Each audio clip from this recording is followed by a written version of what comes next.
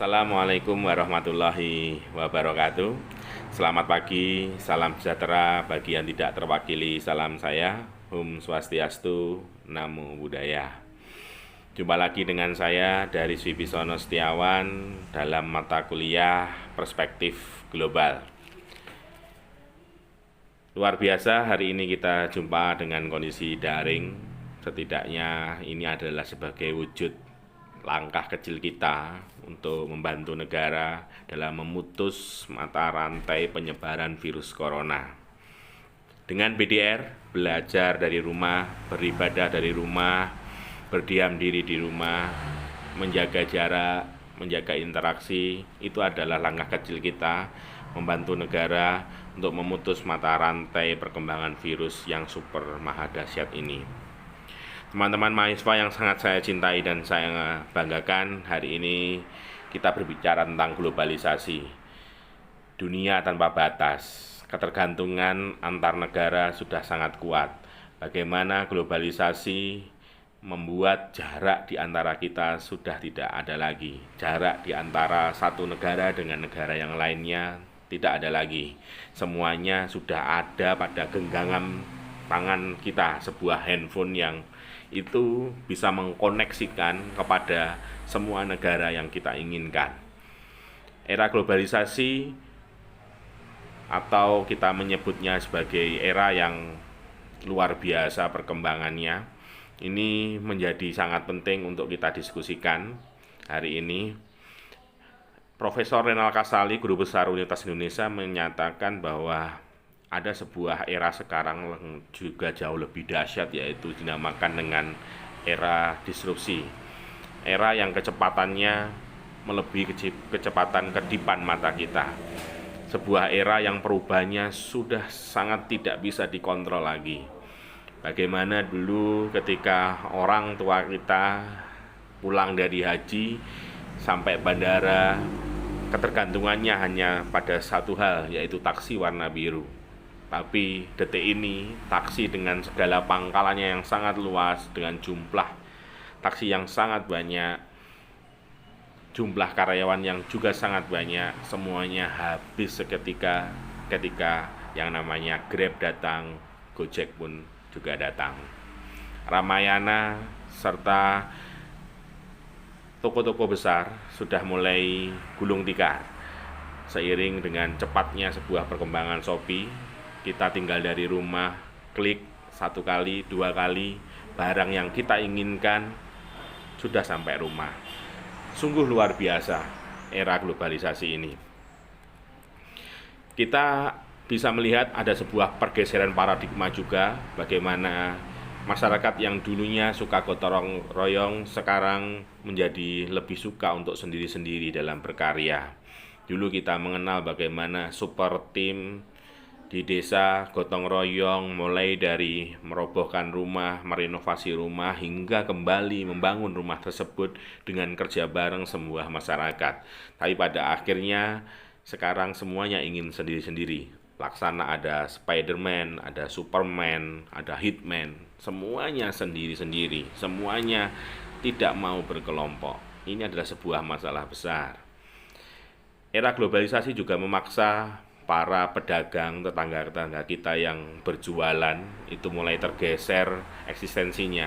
Kita lebih sering ternyata beli di perusahaan-perusahaan atau beli di toko-toko besar berlabel Indomaret, Alfamaret, dan kita meninggalkan yang namanya tetangga-tetangga kita yang itu berjualan di samping rumah kita, yang bahkan jika kita membutuhkan bantuan dari mereka, mereka akan cepat lebih datang kepada kita daripada toko-toko besar yang selama ini kita beli. Global artinya sesuatu hal yang berkaitan dengan dunia internasional atau seluruh jagat raya. Suatu hal ini bisa berarti masalah, bisa berarti kejadian, bisa berarti kegiatan, atau bahkan yang dinamakan dengan sikap. Masalah bisa kita lihat seperti contohnya adalah kebakaran hutan yang terjadi di Kalimantan, ternyata itu bisa menyebar hingga ke negara tetangga seperti Malaysia, Singapura, dan Brunei Darussalam.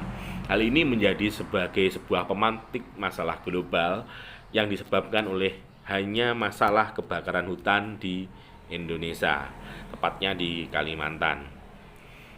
Jika kita berbicara tentang kejadian yang seperti yang sekarang ini, yaitu ada kejadian sebuah tragedi corona di Wuhan. Tragedi corona, virus COVID-19 begitu fenomenal yang terjadi di Wuhan, di negara Cina, sekarang sudah sampai merebak di mana-mana. Ini adalah sebuah kejadian yang luar biasa yang akhirnya juga menyebabkan masalah global ini menjadi goyah. Sehingga pada satu sisi saja kita bisa melihat bahwa kita harus terpaksa kuliah model daring seperti ini, ya karena ada sebuah kejadian yang luar biasa, yaitu merebaknya virus corona. Pengeboman WTC 11 September 2001 yang begitu fenomenal, itu pada akhirnya hanya dari sebuah kejadian itu menjadi awal kita kenal yang namanya terorisme. Kejadian bom Bali 1, kejadian bom Bali 2, dan sekian rangkaian bom yang terjadi di Indonesia itu menyebabkan sebuah stereotip, ada anggapan, ada stigma begitu ya. Ada stigma bahwa bangsa Indonesia ini dicap sebagai negara teroris. Juga kejadian tentang percobaan Korea Utara mencoba nuklir yang itu akhirnya menjadikan gempar seluruh dunia. Sikap misalnya Presiden Amerika Serikat Donald Trump yang mengakui Yerusalem sebagai ibu kota Israel. Ini luar biasa. Jadi sikap Presiden Amerika Serikat Donald Trump ini menjadi pemantik dari sekian hal yang akhirnya bisa mengglobal, bisa membuat sekat antar negara, ada yang pro, ada yang kontra, dan sebagainya. Keempat hal tersebut merupakan hal-hal yang dapat mempengaruhi dunia, bukan hanya berkaitan dengan politik saja, tetapi juga berkaitan dengan lingkungan, pendidikan, kesehatan, kesejahteraan, dan segala aspek kehidupan. Jadi bisa kita ulang bahwa masalah global atau global artinya sesuatu hal yang berkaitan dengan dunia, internasional, atau seluruh jagat raya. Nah, suatu hal tadi itu bisa berarti masalah, kejadian, kegiatan, bahkan sikap. Maka dari itu untuk pertemuan pertama ini saya ingin memberikan tugas partisipasi kepada kalian semua, yaitu sebutkan dan deskripsikan masalah, kejadian, kegiatan, sikap seperti contoh di atas minimal 5 buah, begitu ya. Jadi tugas partisipasi mahasiswa untuk pertemuan pertama ini yaitu sebutkan dan deskripsikan masalah, kejadian, kegiatan, sikap menjadi masalah global ini minimal 5 hal. Dari masing-masing hal itu mohon untuk dideskripsikan. Pada pertemuan kuliah pertama ini saya juga ingin membacakan strategi kuliah perspektif global dari pertemuan pertama hingga pertemuan ke-8. Yang pertama, jumlah mahasiswa kita ada 26. Yang kedua, saya ingin membagi jumlah mahasiswa menjadi 6 kelompok sesuai jumlah modul atau bab di perspektif global. Yang ketiga, setiap pertemuan mulai minggu depan, masing-masing kelompok mengupload materi PPT di WhatsApp group dan diskusi bisa dimulai. Yang keempat, selain tugas PPT, masing-masing kelompok wajib membuat 25 soal beserta jawabannya dari tiap modul atau bab dalam bentuk soft copy dan dikumpulkan ke ketua kelas. Yang kelima, jangan lupa mata kuliah perspektif global ini pada pertemuan ketiga, 5, 7 dilaksanakan tugas tutorial.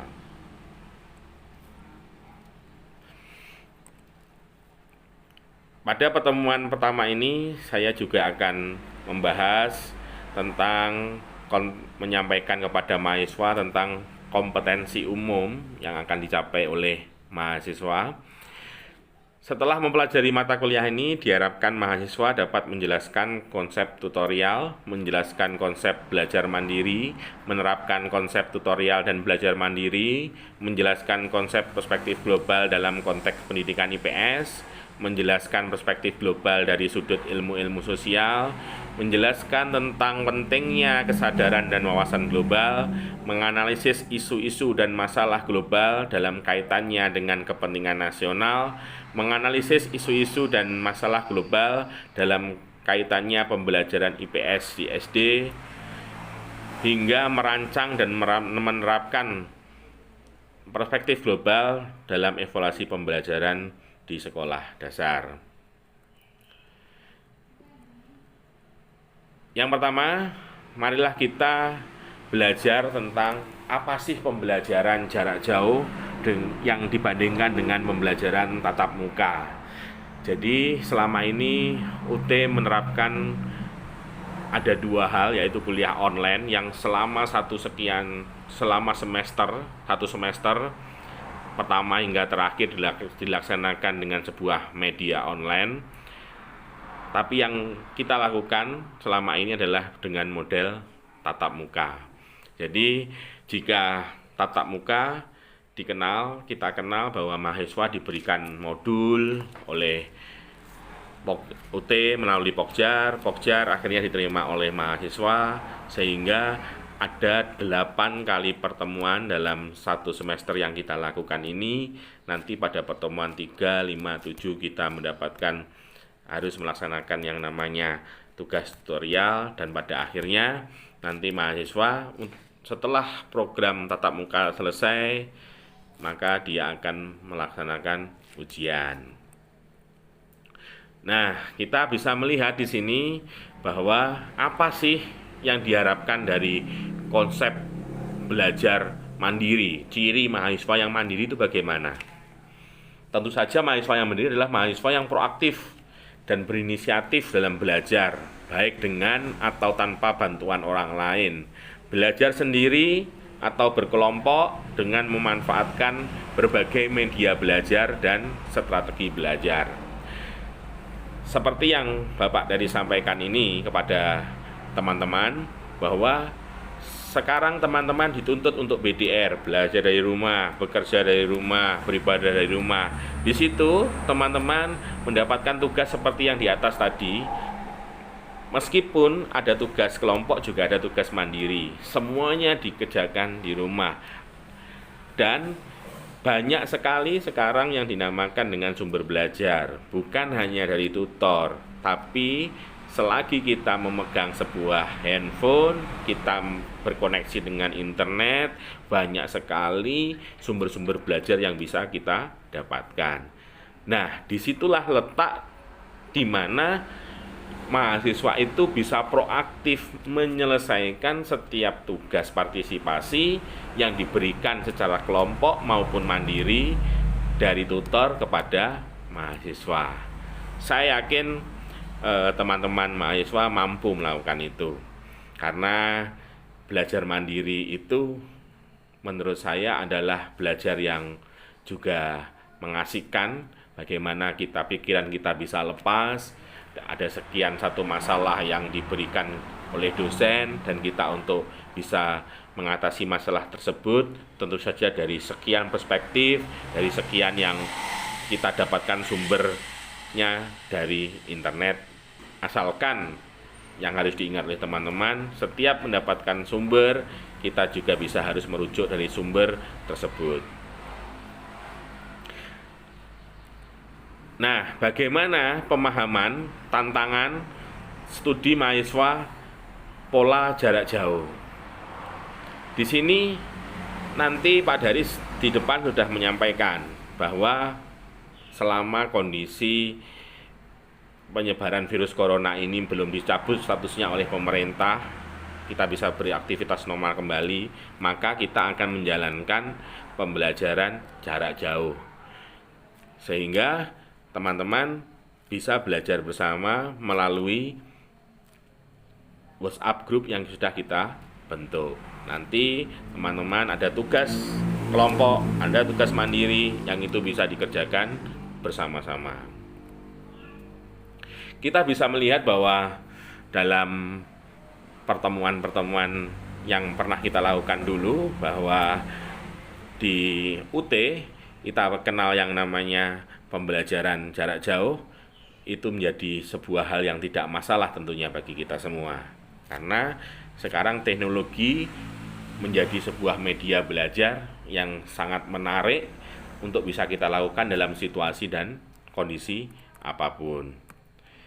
Nah, saya akan mengulang tugas yang harus menjadi tanggung jawab mahasiswa, menjadi kewajiban mahasiswa selama menempuh mata kuliah perspektif global yang harus diingat oleh teman-teman semua gitu ya. Jadi pertemuan pertama ini saya akan kembali mengulang bahwa mohon kelas ini dibagi menjadi 6 kelompok karena ada 6 bab di modul perspektif global, dibagi tiap kelompok.